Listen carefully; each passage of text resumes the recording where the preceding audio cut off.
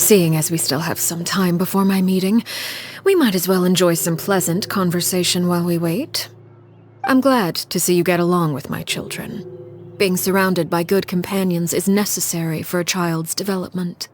You're not planning on doing anything to them, are you? I assume you're referring to Lenny, Lynette, and Fremine. Although, there's that situation with Filial and Nentoy as well. It appears quite a few people have been acting out lately. No matter. I'm not one to discriminate. All those who betray the house meet the same fate. There are no exceptions. Does that mean you're going to kill them? Oh, are you here to beg for their lives? I'm sorry to disappoint, but the rules of the house change for no one. In my organization, everyone is responsible for their own actions. But don't you care about them at all? They really respect you. They even call you father. You must feel something for them. Any organization in which feelings come before principles is one destined for ruin. The House of the Hearth is hardly an exception. You could say our principles are more stringent than most. Perhaps I can offer you this consolation at least. As our guests, you two will not be held accountable along with them. I would imagine Linny, Lynette, and Fremine will be able to keep their lives. As for Filial, Nentoy, and the others, I'm afraid there's little I can do. They can try to escape, but once you know our secrets, there's no getting out alive. But that's awful. You seem concerned. Out of consideration for my guests, I suppose I could turn a blind eye for a little longer. If Linny and the others manage to dispose of Clairvy in the meantime, all evidence of their wrongdoing will be lost. In that case, I could hardly punish them for something I couldn't prove. If their efforts are unsuccessful, on the other hand, all will be held accountable, and the punishment will be severe.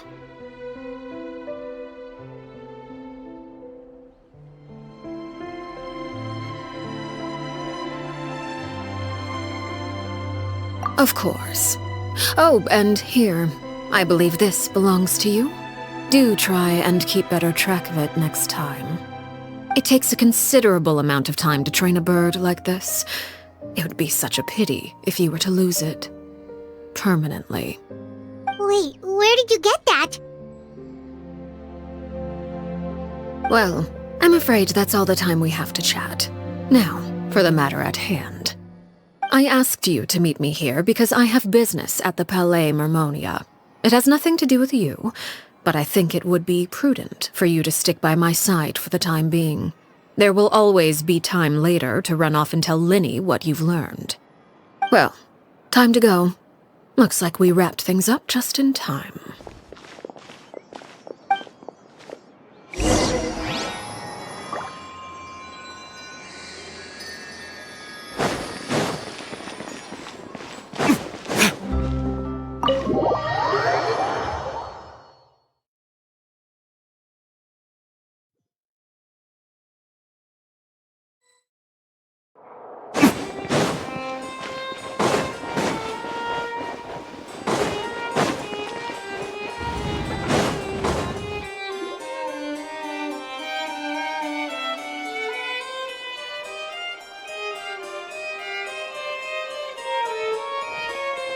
It's been a while, Monsieur Neuvillette. I must say, I wasn't expecting my meeting request to be approved quite so quickly. The Palais Mermonia operates with an efficiency worthy of admiration. It is only right that an esteemed diplomat such as yourself should be afforded the proper level of respect. Although, if I may speak plainly, I must confess that I did not anticipate we would have the occasion to meet again after presenting you with the Gnosis. I see you brought the Traveler and Paimon with you as well. If I may inquire as to the purpose of your visit. I'll be departing Fontaine shortly. There is, however, an outstanding matter that I would like to see resolved before I go. It requires a rather lengthy explanation, I'm afraid. So I took the liberty of explaining everything in this proposal. Please review it at your leisure, Monsieur Neuvillette.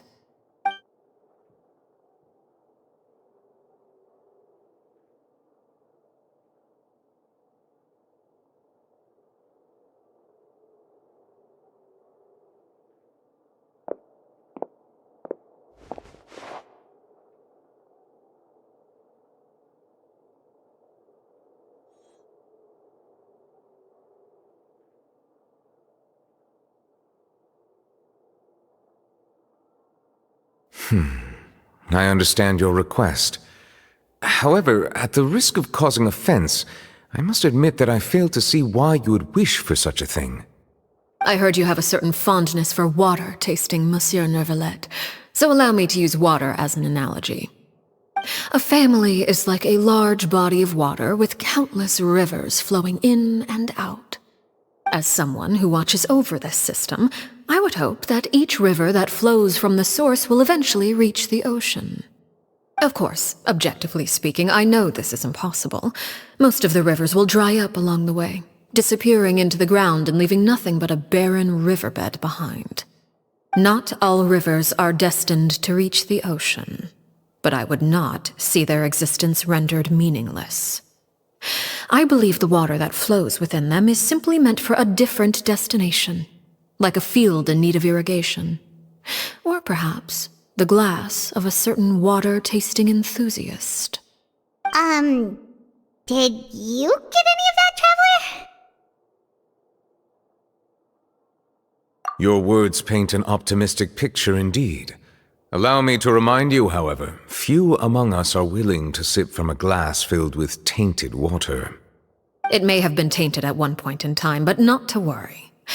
I'll make sure it's strained of all impurities and returned to its cleanest form.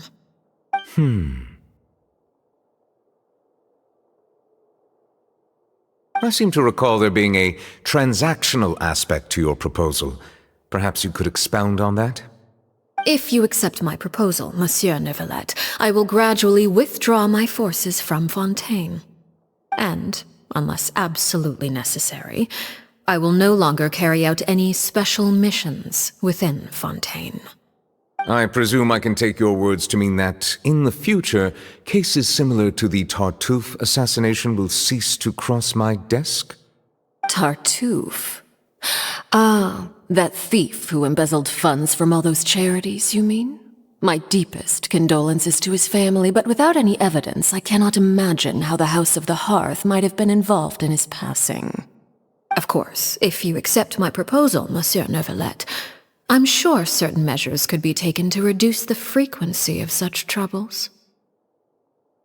You choose your words carefully indeed. In that case, I am inclined to accept your proposal. My thanks for your generosity, Monsieur Neuvillette. Well, with that settled, we should be going now. I took the liberty of bringing along 2 bottles of spring water from Snezhnaya for you to enjoy. I do hope I get the chance to hear your impressions. Perhaps at our next meeting, yes? Indeed. I trust you would not overlook your commitment in the meantime. All right, Traveler Paimon. Time to go.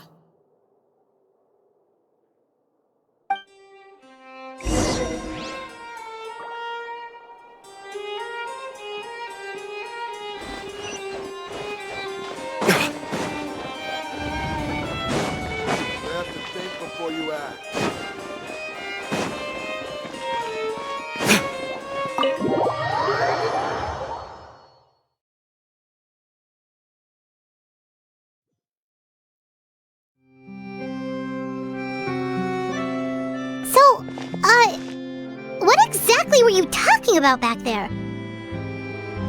Paimon only heard you mention some rivers, a large body of water, and then some kind of irrigation scheme. You really want to know? I would imagine there might be more pressing concerns at the moment. Lenny, Paimon really hopes everything's going okay.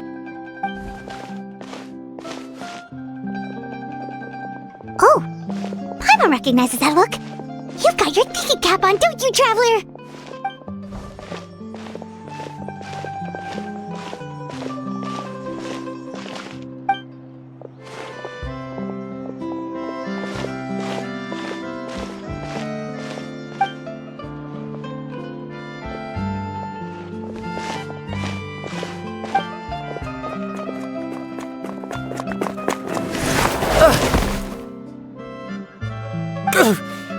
Oh, shoot. Are you alright? Oh, jeez. I'm so sorry. I was so focused on selling these papers, I wasn't looking where I was going.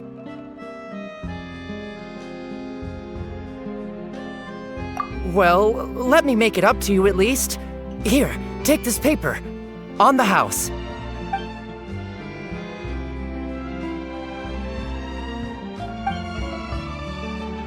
Oh, you don't have to give us anything. Please, I want to. It's not like I'm short on supply. All the extras will be useless come tomorrow anyway. It's my fault, really. I was just trying to bring home some extra mora for the family, but I bit off more than I can chew. I haven't had many takers today, so I'm still swimming in papers. What's going on here? Nothing much. I just ran into your friend here on accident. I should probably get going, actually, so...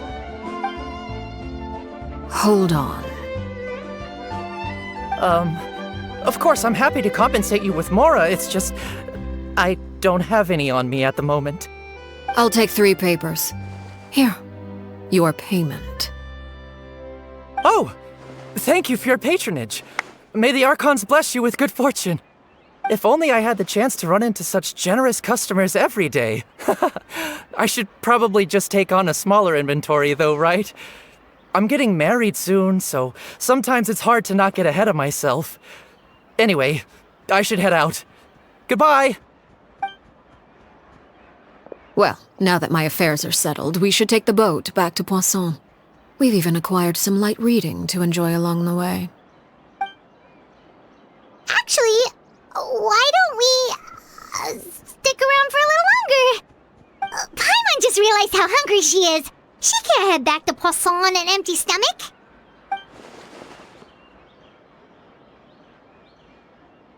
It appears you two are under the impression that delaying our return will somehow alter the situation in your favor. I'm sorry to ruin your fantasy, but your efforts are meaningless. That being said, I could be persuaded to give Linny some extra time. I just have one condition.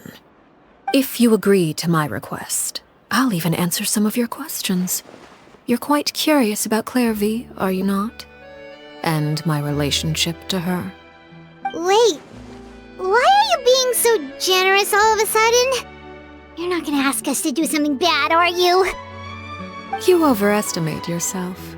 You don't have the talent for bad things. Then what can you possibly... The most important consideration in a negotiation is that both sides receive something they want. Demands and threats only get you so far.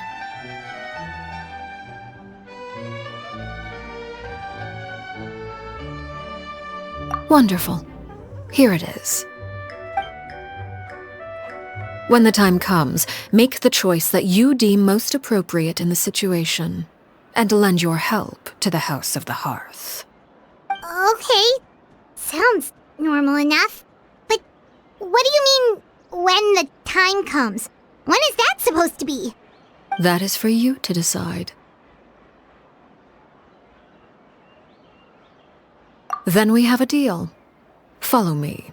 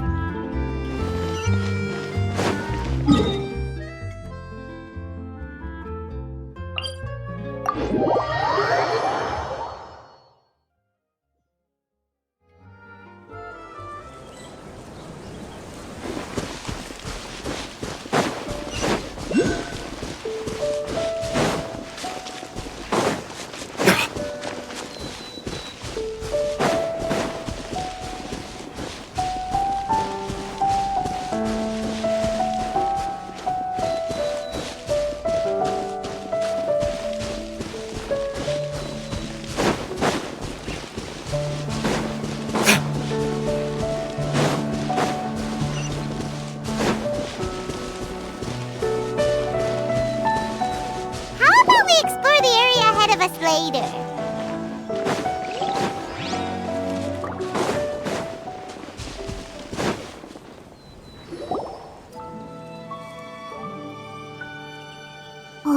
this place? Somewhere long forgotten by everyone. It used to be a grand building. Now it's nothing more than a pile of rubble. No one comes here anymore, nor does anyone care about what once happened here. Although, this place does have something to do with the story I'm about to tell you. It was before I became a harbinger, and before Linny and the others joined the House of the Hearth. Due to certain events, I first killed Clairvy and then her mother. And this is where it all happened. You were the one that killed Clairvy? Patience now. Allow me to explain Clairvy's side of the story first. I'll start from the beginning. Clairvy was 6 years old when she was brought by her mother, Crucibina, to live in the House of the Hearth. From the outside, it seemed like a fairy tale. A thriving family made up of kind adults and friendly children. Crucibina was the knave at that time, and the House of the Hearth was under her control. She was Clairvy's mother by blood, but she was also the mother to all the children in the house. Clairvy was happy here, for a time. But she quickly realized that being part of this family wasn't a fairy tale at all. It was a kind of purgatory. Purgatory?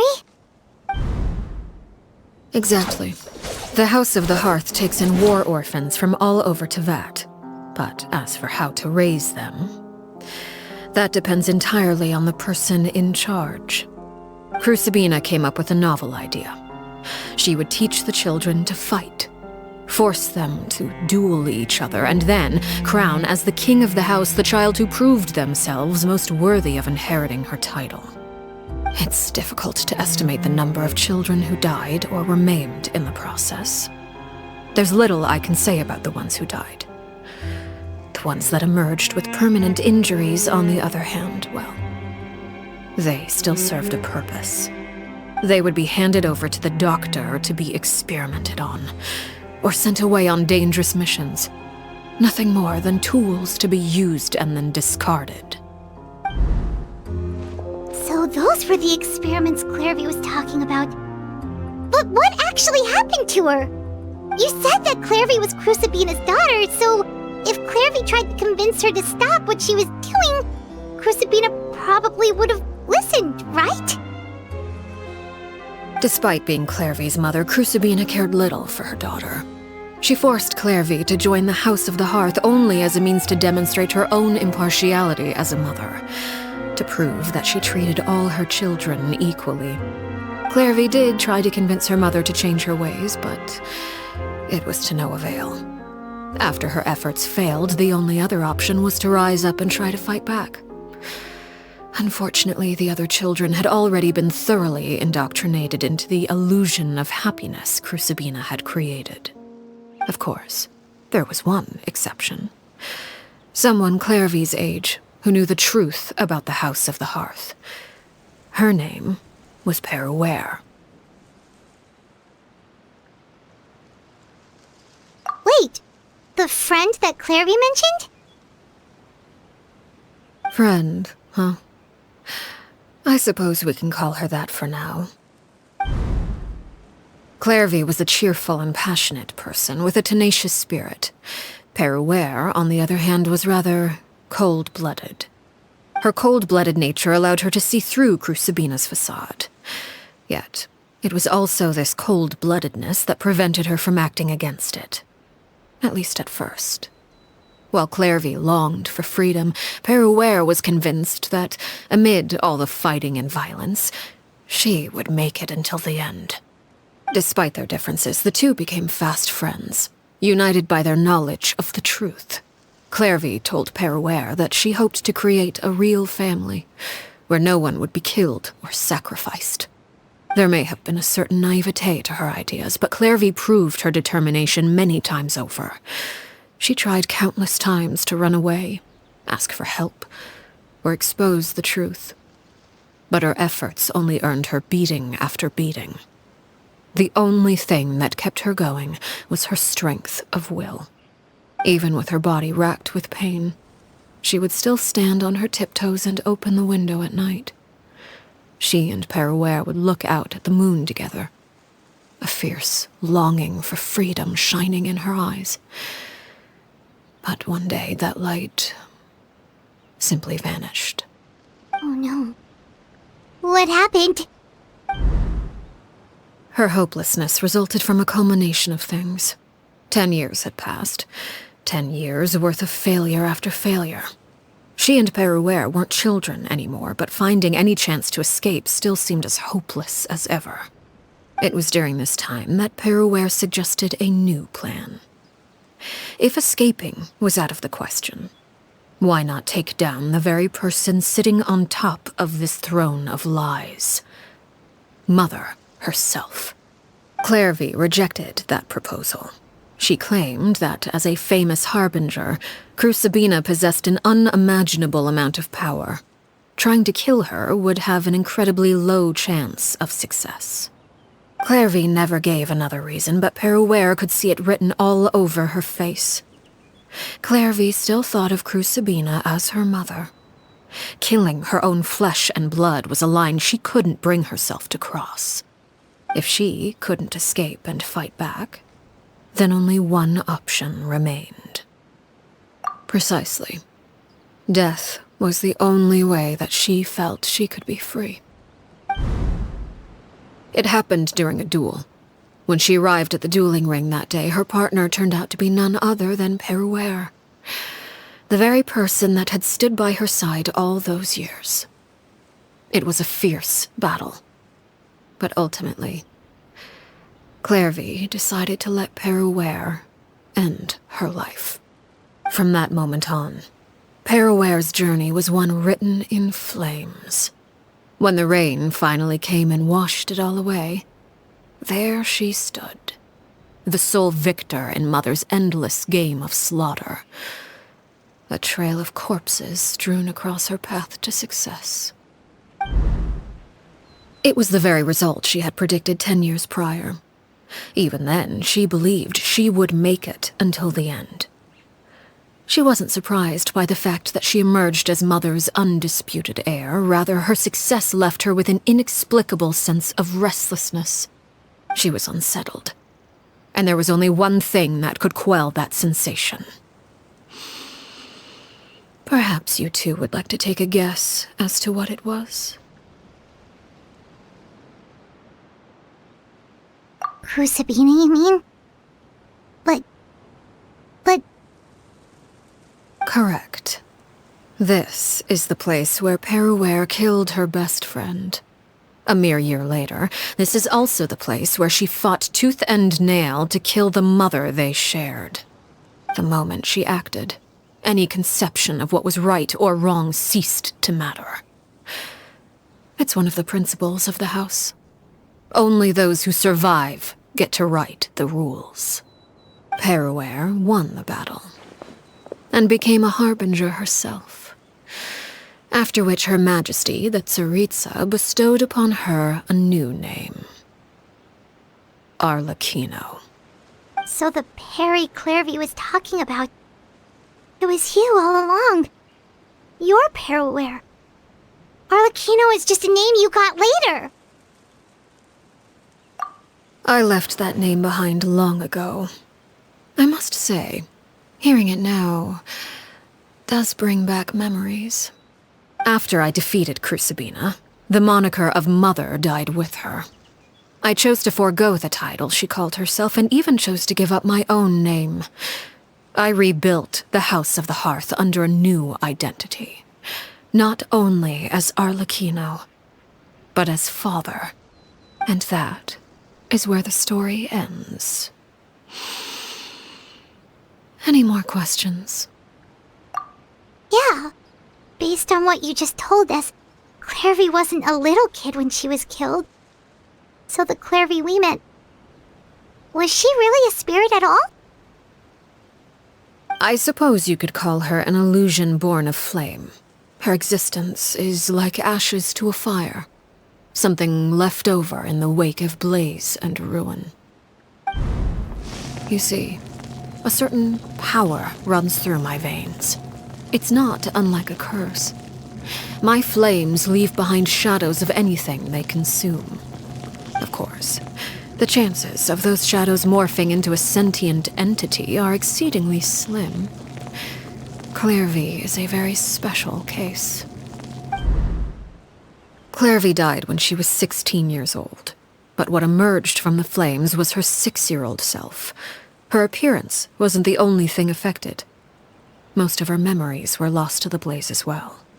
Memory is a mysterious thing indeed. Losing a portion of your memories will alter your sense of self. Lose 10 years' worth, however, and it would be like living in the past.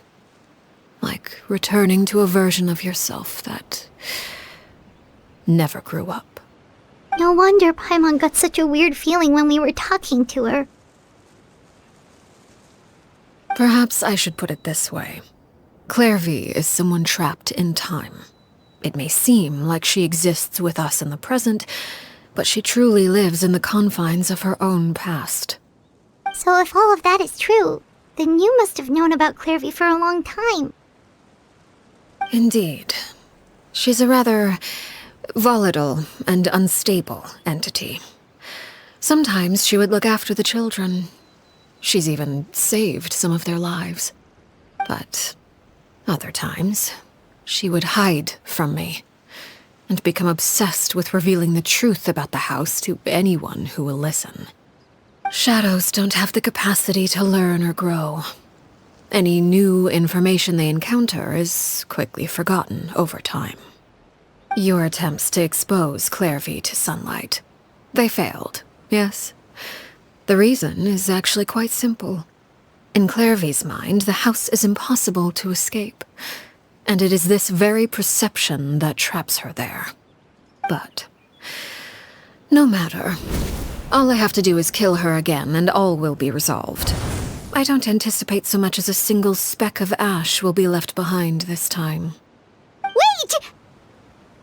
Paimon can understand why you might want her gone, but isn't there another way? So what if she's trapped in her 6-year-old self? She's still your friend! At least talk to her first! It's too late for that. She broke the rules, and now she must be punished. That goes for Filial and Nantoy as well. She's had quite the effect on them. I hope you understand the difference between Crucibina and myself lies in our formulation of the rules, not our policy for enforcing them. Upholding the rules without question is a trait we both share, because that is how a household should be run. Is this really what you want to do?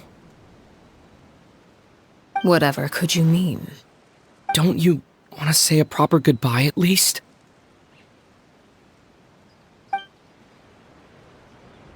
Whether as a killer or as a father, there are two things that must be avoided at all costs: anger and sorrow.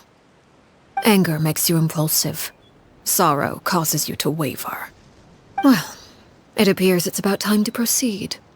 Before we arrived, I told some of my well-behaved children to bring our troublemakers here by nightfall.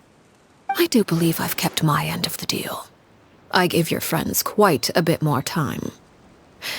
As for what happens now, we'll just have to wait and see.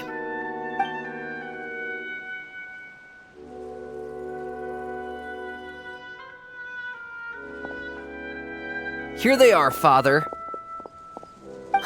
You gonna execute him? Seeing something like that would actually be a first for me. Lenny! I'm sorry. I heard about how you helped buy us more time. But I still failed. I couldn't find a way to fulfill her wish. Huh? Are you... Perry? Indeed, it's been a while, Clairvy. Perry! Shh, stay right there. I'm sorry to postpone our reunion, but first I believe certain scores need settling.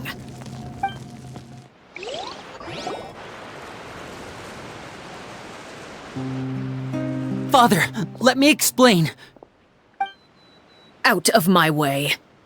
Father! You chose to conceal a threat to the house, and for that, you must be punished. Overall, however, I suppose your wrongdoing is hardly the most egregious of the bunch, so I'll deal with your punishments later. As for right now, the more pressing concerns are the traitors among us. By traitors? Do you mean us? Father, let me explain. We didn't mean to... Fultz, why don't you share what you heard? Yes, Father. Secret Midnight Meeting number 3. Participants, Filial, Nantoi, Sato, Toddy. Nantoi clearly said, if only Father wasn't the one who took us in. Sato added, I'm sick of this life. I just want to live as a normal person. Filial was the worst of them all. She called us crazies and said a bunch of mean things about Father. I did not! You're lying! Fultz is trying to frame us! It's not like I'm the only one who heard those things. After that, you and Toddy and a bunch of other people started talking about Clairvy. You were using all those things Clairvy brought up as an excuse to question Father. We're birds locked in a cage. The only way out is to destroy it. That's what you said, wasn't it? You little... You just want me gone, don't you? What did I ever do to you, huh? And you, Sheplo, have you forgotten who stood by your sickbed, watched over you, and changed your dressings? Come on, let's hear it then. What's your reason for all this?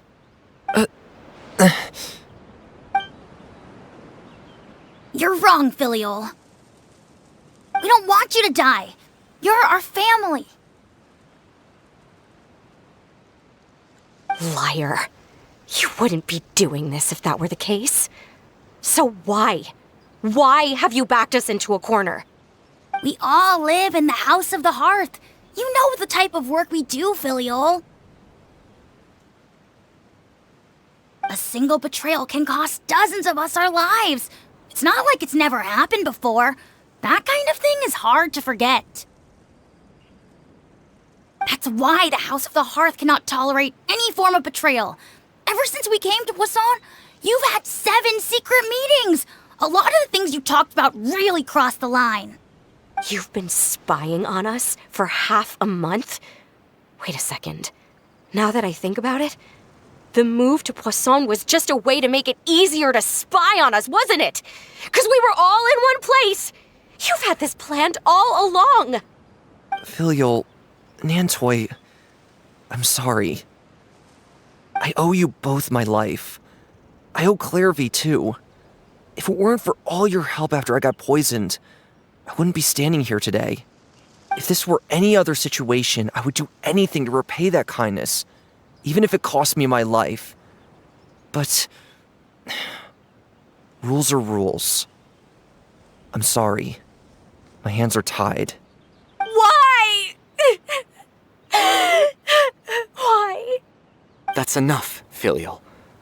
We made a mistake, and we should own up to it. We broke the rules, plain and simple. And now we have to face the consequences. I'm sorry, Sheplo.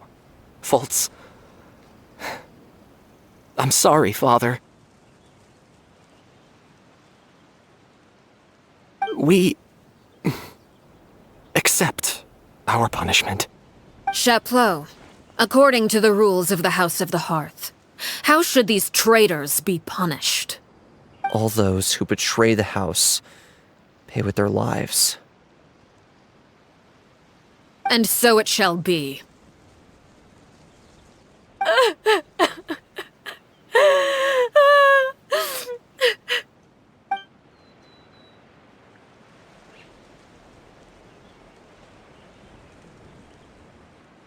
Father, please wait! Something you want to say, Linny? Please reconsider, Father. What Filial and the others did, does it really count as betrayal? We all come from broken families. From the very first day we joined the House of the Hearth, we wanted nothing more than to make it a real home. But the truth is, None of us know what a real home should look like. I'm not saying I have all the answers. All I know is this.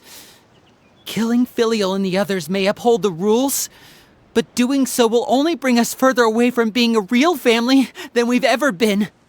So please, Father, please reconsider. I agree with Linny. Father, please. Linny, you...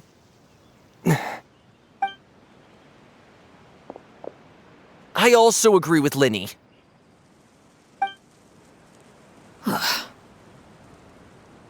An order once given cannot be rescinded. However, given the extent of your determination, I suppose we shall have to go about this a different way. Draw your weapons and face me. Our weapons? Father, are you referring to a duel? Precisely. The rules of the house will not be altered. Traitors must be punished. However, resolving disputes with a duel is also one of our rules, one that also applies to me. Demonstrate a sufficient showing of strength, and I shall offer a concession. Wait. Beat Father in a duel? Impossible. Father is way too strong, even for Linny.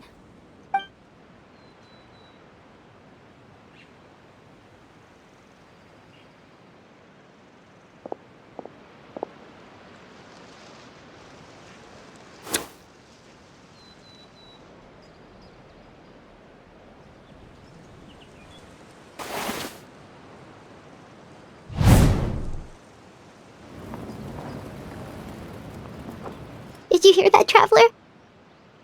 Lenny and the others have to duel the knave. What should we do? Can they really win something like that? If they lose, those people from the house are really gonna be executed. Hey, are you listening?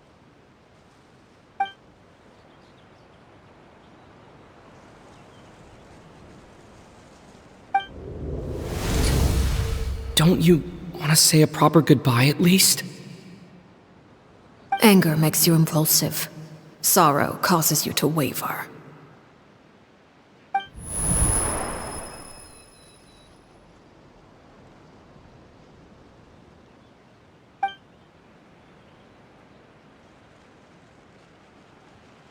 Oh, looking at that expression on her face, she seems really serious about this.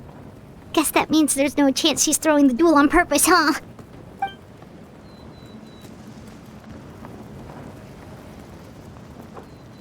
When guests are around, families are often on their best behavior.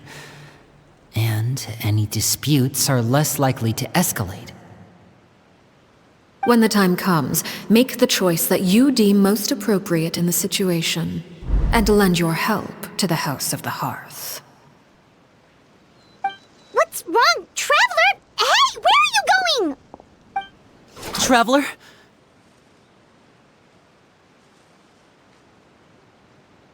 You're asking to join the duel against the knave? I'll allow it. We do have a ready-made dueling ring at our disposal, after all. All I would advise is this. Keep a firm grasp on your weapon, and give it your all. Any less, and you may just lose your life.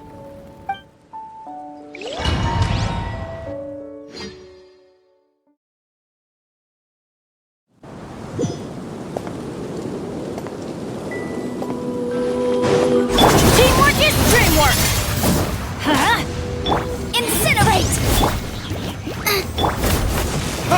How amusing. Burn! And voila! With these rising flames! Inadmissible evidence! How amusing.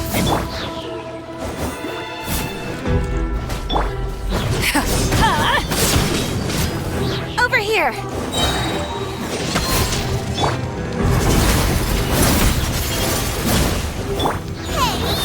With these rising flames! Verdict is... Is it my turn now? Get in gear! Now that's more like it. Boom! At the frying pan. Closer now. Let's light it up! With these rising flames.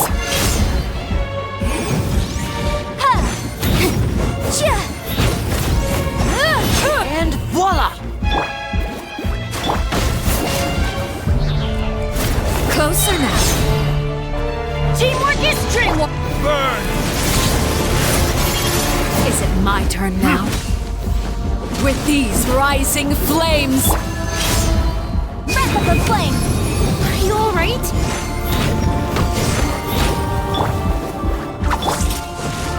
Spare your energy. Running is of little use. Let's light it up! Eat this! Have a taste of purgatory.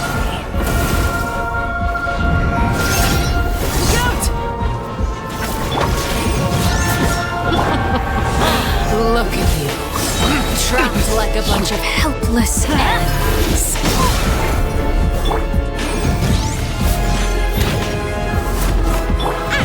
And into the fire!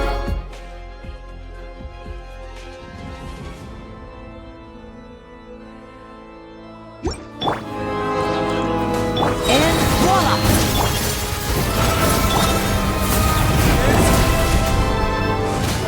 Is it my turn now?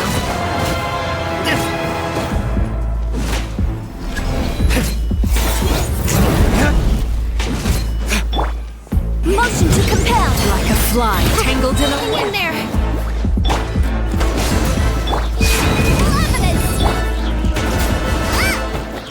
Adventure time!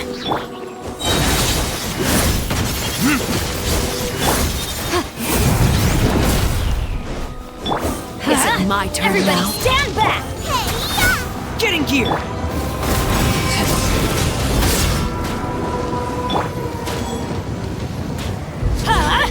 Take cover! Look at you, trapped like a bunch of helpless ants. Objection! Now's our chance!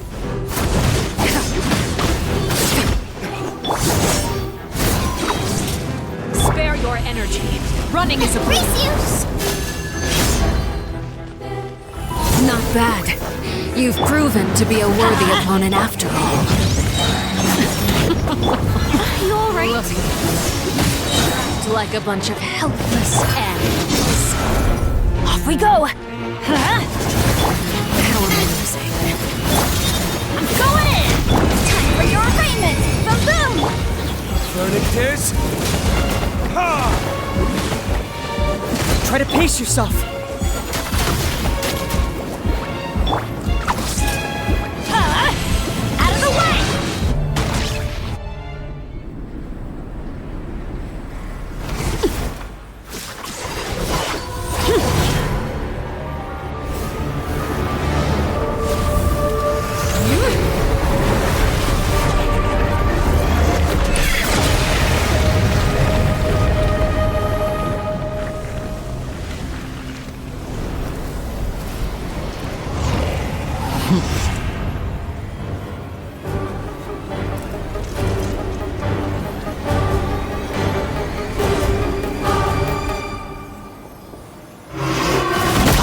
Bounce back! Just watch me! Get out of here! My blade is all that Incinerate! remains. Boba, get them!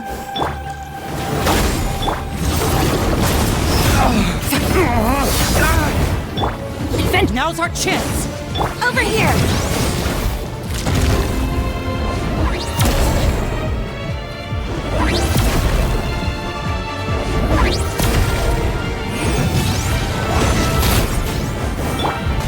Everybody stand back! Let's see how strong you Watch out for Father's movements! Scout! Where did I go? Who's next? Boom! The sun and moon have set. Only ruin remains. We struggle in vain. Now's our chance! Over here!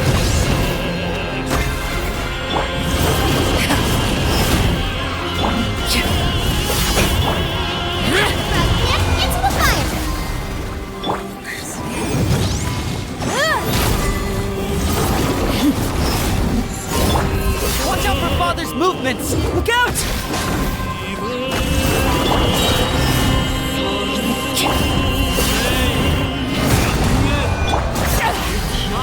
Boba, get this! Motion to compel! Let's see how strong you resolve. Over here! Sometime is only the beginning.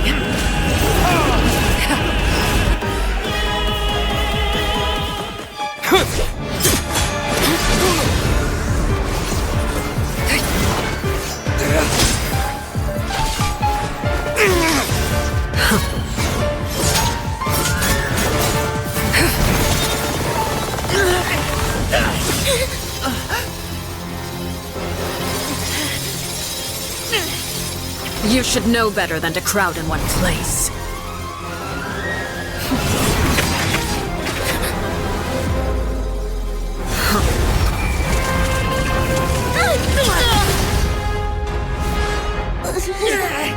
Oh, I know. No!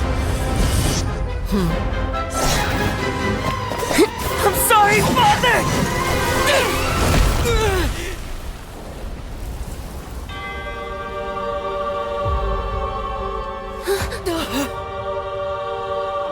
Sorry for what? This pitiful excuse for an attack?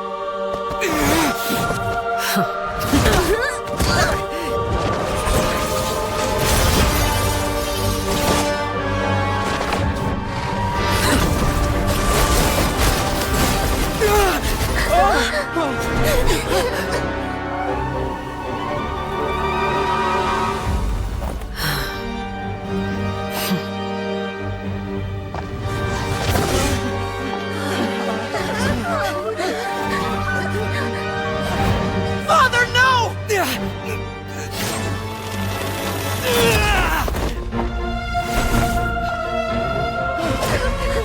Made it out, did you? You're stronger than I expected.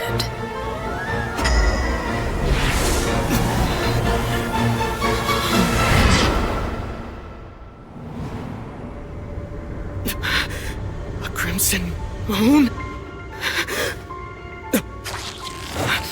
I can't move.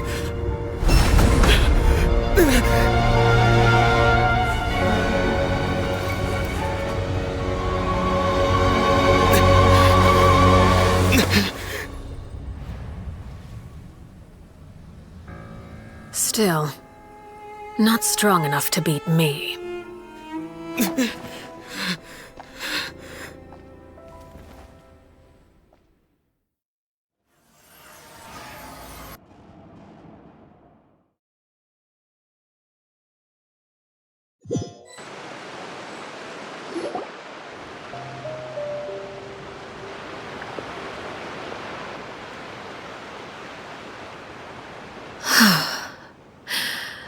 I believe we can end things here. It's not often that we get to enjoy the company of guests, after all. We wouldn't want things to get too out of hand. Brother, are you alright? Linny. Given that I am the victor of this duel, as agreed, the punishment stands. No! I never thought things would end like this. However, everyone involved in the duel demonstrated a remarkable level of strength and determination. In light of this, I'm prepared to change the method of execution. Elwar, the bottled flames I gave you for safekeeping. Do you still have them? Yes? I wasn't sure what they were for, but I've kept them super safe. I didn't lose a single one. Wonderful. Then, in just a moment, I'll have you administer them. Bottled flames? Indeed. They're the product of a secret experiment. Under certain special circumstances, flames can be extracted from my person and preserved. Once ingested, searing pain will spread across every inch of your body. No harm will come to you physically, but your memories will be burned away. If you can withstand the pain. When you awake, you'll have forgotten everything you know about the House of the Hearth, and will be expelled from the organization. In other words, administering this concoction will kill the version of you that grew up in the house, and give you a new identity.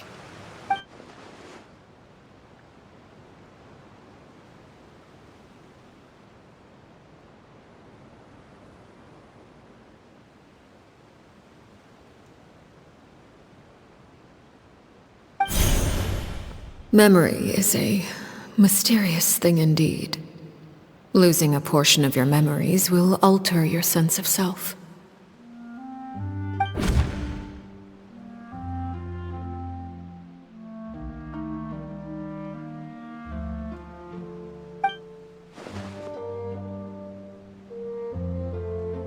So, you're just letting us go, Father?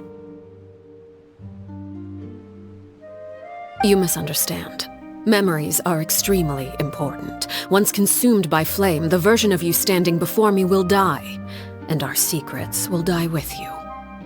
So no, I don't intend to just let you go, because the person who survives will be nothing but a stranger. Even so,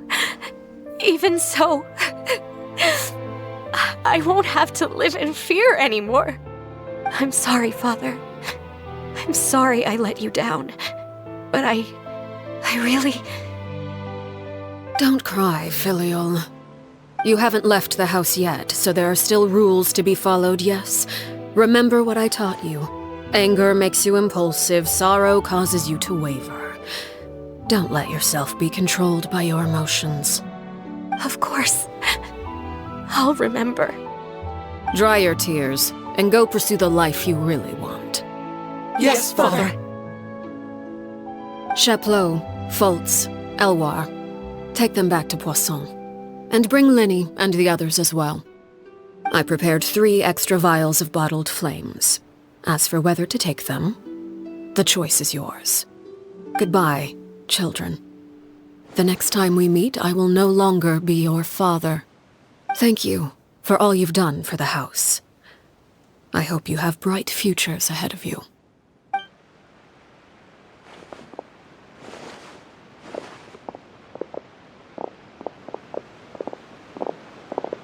Father!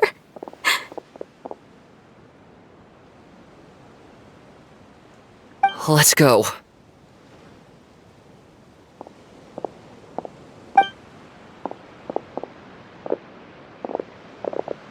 Here, grab my arm, Linny. I'll help you walk back. Thank you.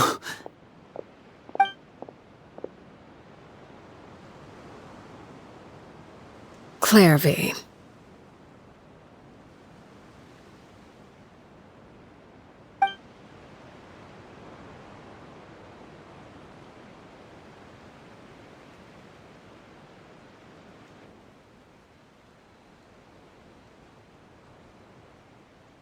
Can we talk now? I've been waiting for a super long time. You really are Perry, aren't you? I haven't seen you in so long. How come you're all grown up? Wait, did I somehow travel to the future on accident? Or am I dreaming? What a long dream. Neither. You died, Clairvy. That's what happened. You could have at least sugarcoated it a little. Look, she's that speechless. Oh. Okay then. Huh? That's it? You accepted it just like that? Yep. If that's what Perry says happened, then I believe her. Perry wouldn't lie to me. Plus, I don't really need to know why I'm like this. I'm more curious about what happens in the future. If you're a harbinger now, Perry, that means Mother is gone, isn't she? Can you tell me about it? I want to know what happened to her. And to me. You never stopped trying to defy fate. At first, no one believed you. You could only vent your frustrations to the moon. In fact, you often sought comfort in the night sky. You wanted to see the aurora, so one night we promised each other we would go to Snezhnaya to see it together. Later on, you tried to run away, but you were brought back each time. Mother spared your life, but it wasn't out of kindness. Instead, she decided to make an example of you by slowly torturing you over time.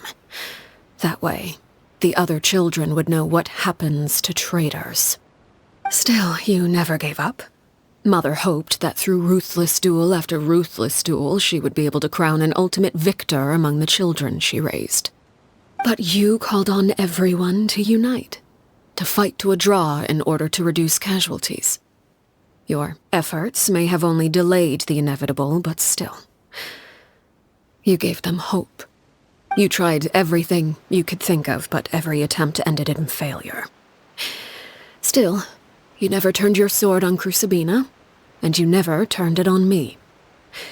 On that gloomy day, you told me, "For the last 16 years of my life, I've done everything I can to fight for freedom. But now, I realize that the only freedom I truly possess is the freedom to choose to die." I never imagined I would say something like that. I must have been feeling really worn down. But somehow, I still think I understand. According to Mother's plan, only one of us was going to make it until the end. And I always hoped that person would be you. If I could do it all over again, I still don't think I would make a different choice. Even when I first met you, I knew you'd be able to do what I couldn't. Is that so? Even now, I'm not sure I truly understand what kind of freedom you were trying to pursue.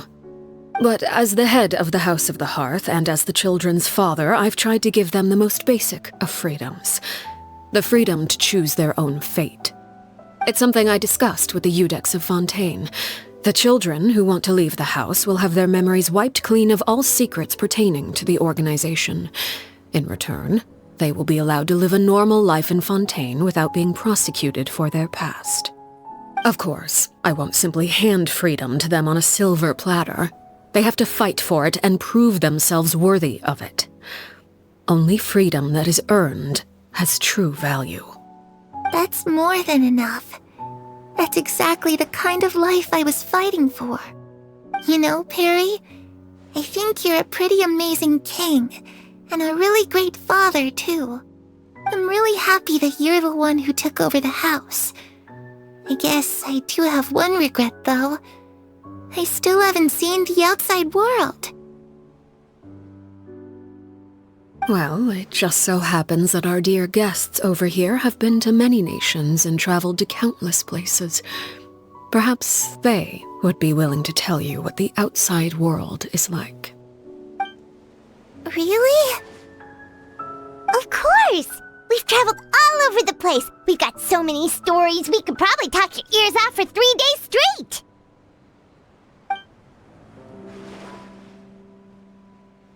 You know, I used to dream of being a bard, playing the lute while singing into the winds of freedom.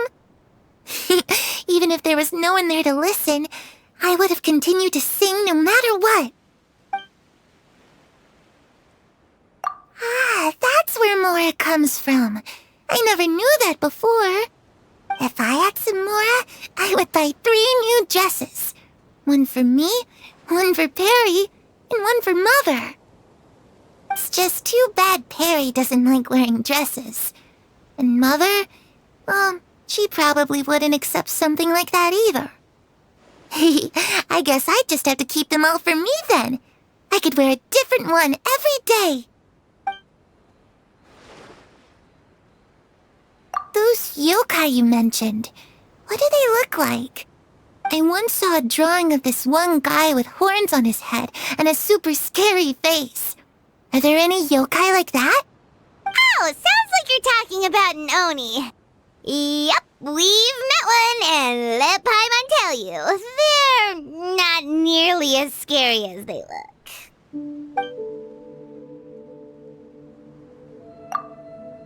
I was always too afraid to skip Mother's fighting lessons. But at the academia, I bet you could do all sorts of secret things in class. Things that have nothing to do with studying. I'm just kidding. Being able to study whatever you want without having to fear for your life actually sounds pretty great.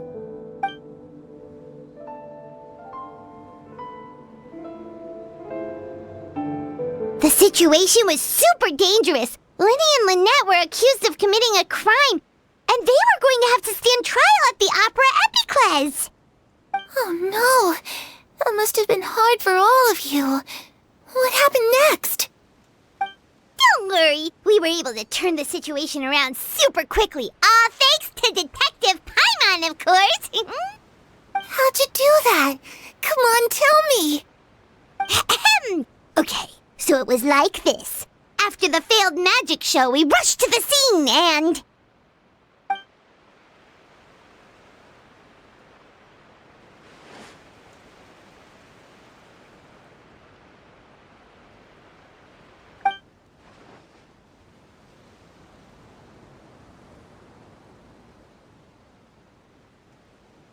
Shadows don't have the capacity to learn or grow. Any new information they encounter is quickly forgotten over time.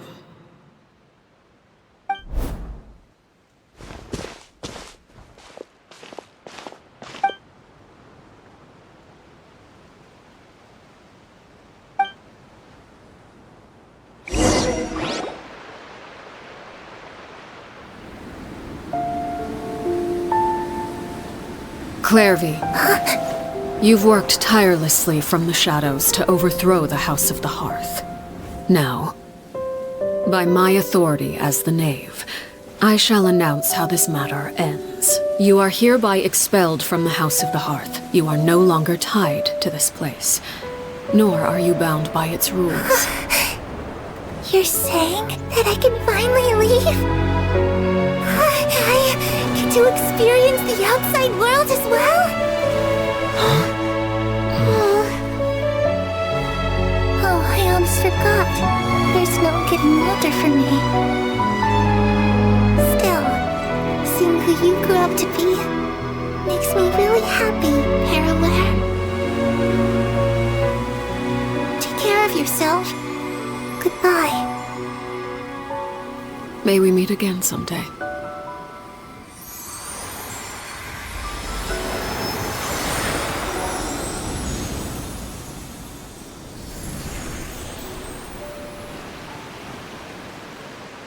Clairvy. She left so soon. Paimon didn't even get to finish her story. I also have certain sentiments left unsaid. I wanted to tell her that the aurora I saw in Snezhnaya was just as beautiful as the ones in the pictures.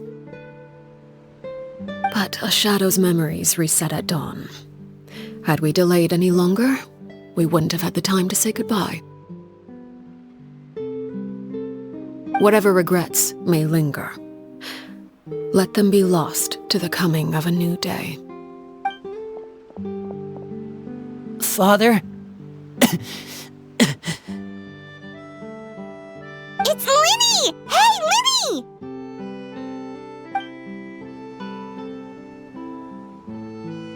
What is he doing back here? Let's go check it out.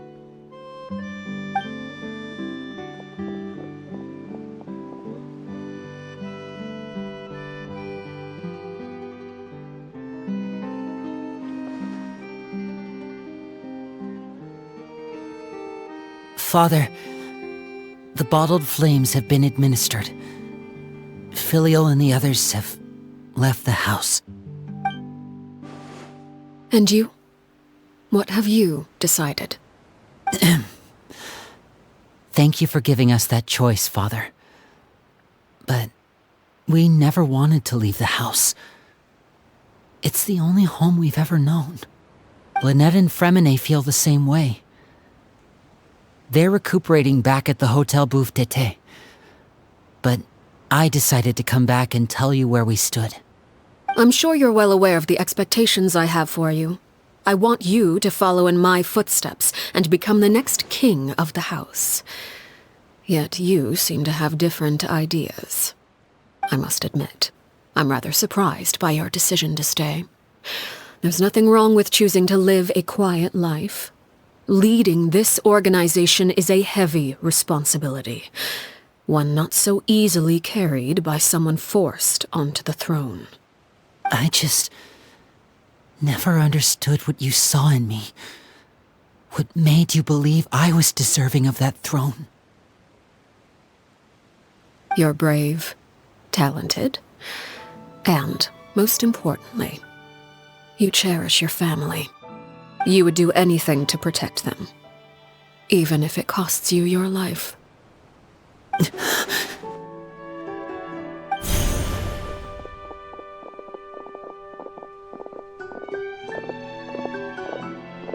Speaking up back there was so brave of you, Linny. It's all thanks to you that we were able to convince Father to back down. You're a hero, Linny. Hero. Father is the real hero. Had Father gone all out during the duel, there's no way I would have walked away with my life. She must have had it all planned from the beginning, from the very moment she suggested a duel. I'm not deserving of that title. I'm not strong enough or smart enough. You're wrong. In my opinion, all you need to be deserving of the throne is conviction and the necessary strength to act on it. We may have different ideas of what it means to be a family, but you can hardly be said to lack conviction. What you truly lack is strength. For someone of your talent, though, that's something that will come with time. Even without that strength, you still chose to face me in a duel, even though the odds were stacked against you. That capacity to honor your convictions is what I truly see in you. Father. No one knows what the future holds, what tragedy or triumph may be in store. Being at the head of this organization requires the strength of will to face whatever comes. Caution will only hold you back. If reaching a certain standard were required to go after what you want, I would never have succeeded in killing my predecessor. Back then, there was still a considerable gap between our abilities. Strength may decide the ultimate victor, but those who let a lack of strength dictate their decisions or undermine their convictions will never be worthy of the throne. I understand, Father. Thank you. Children must grow up to surpass their parents. Only then can a family continue to flourish. The road ahead is not an easy one, so I'll ask you one last time. Are you certain you want to stay? You've done so much for me, Father, and that kindness must be repaid. Plus, with Project Stuja at hand, there are many dangers ahead, and I, for one, don't intend to back down. Protecting my family at all costs.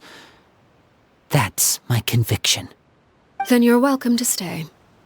As for Project Stuja, you need not be too concerned. If those cowardly businessmen and heartless dignitaries try to take us down, I'm prepared to teach them a lesson. Having members who longed for the light was our organization's last weakness. With those members no longer among our ranks, the House of the Hearth is like a spider hiding in the shadows. We need only wait for our prey to come to us. At present, our imperative is to use their plan to our advantage. In doing so, a crimson moon shall rise amid the frigid blizzards of winter.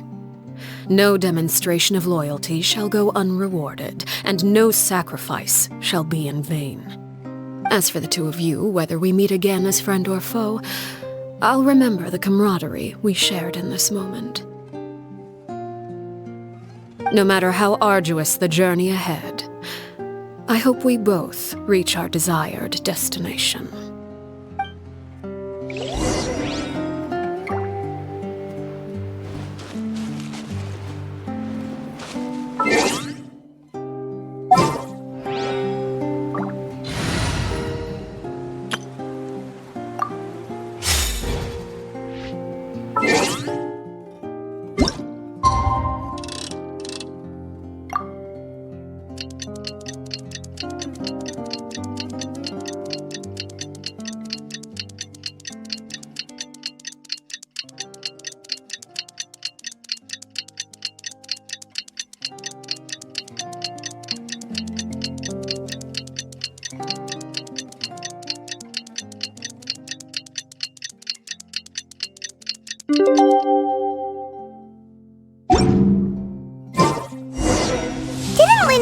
Lynette and Fremine were recovering at the Hotel Bouffe d'été? Oh, Paimon wonders how they're doing. Maybe we should go check on them.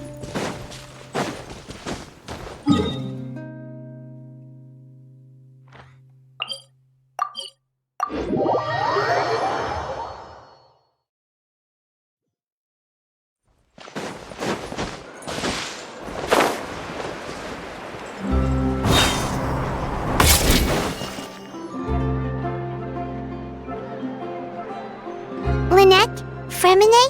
How are you feeling? Much better. Whew, what a relief! What about you? Are you feeling alright?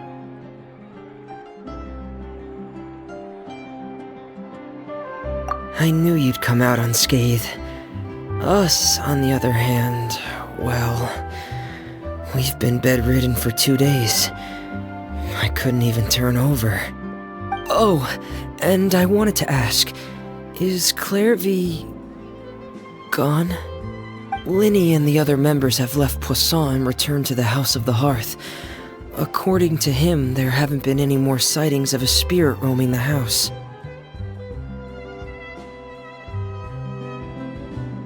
I see. I'm glad. Father came to check up on us 2 days ago and told us about what happened with Crusabina and Clairvy.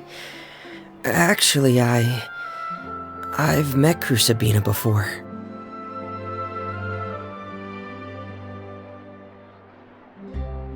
Wait, what? You've met the former knave? Crusabina died a year after Clairvy. It was during the year between their deaths that I joined the House of the Hearth. Crusabina had an extremely cruel and radical way of doing things. While she was alive, the atmosphere in the house was suffocating. When I joined, though, the experiment she valued so much had already come to an end, and all the people involved, dead and injured alike, were gone. Crusabina never talked about the past with us newcomers. A couple of months after I joined, Father killed Crusabina and burned all her files. With that, the names of all the people subjected to her experiments, Clairvy included, were lost to the flames, along with the painful memories they represented. Father took in Lenny and me a couple months after that, but she never mentioned anything about Crusabina or Clairvy. It really seems like something she was planning to keep to herself. The last time you talked to her, did she mention why she kept it a secret for so long? She said she didn't want us to be affected by the darkness of the past. She was worried we'd develop a false sense of gratitude towards her if we knew about it. The foundation of a family should be free of any corrupting influence. Whatever happened in the past, it has nothing to do with who we are now. And that's what Father told us in the end. But I still thanked her for everything. It was only after hearing about what Crusabina did that I finally realized how insignificant our lives could have been. The members of the house meant nothing to her. To say that she valued them in any way, even just as a tool, would probably be giving her too much credit. If Father hadn't taken over the House of the Hearth, I probably would have already... Father rarely brings up the fact that she saved us. She doesn't believe that being indebted to her should be what ties us together. But even if we didn't owe her anything, we would still choose to stay. Because this is our home. We may have arguments or times when we feel wronged. Some people may even choose to leave.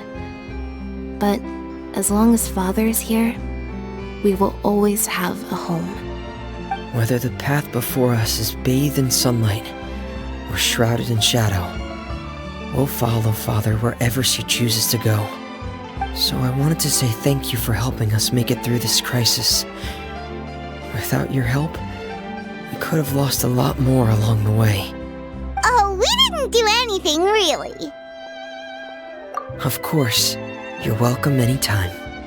Are Filial and Nantoi okay? I actually saw them at a cafe this morning. They didn't recognize me. From what I could tell, they were drinking coffee and talking about one of the operas that started running recently. They seemed happy. If I had to take a guess, I would say they finally found the kind of life they always wished for.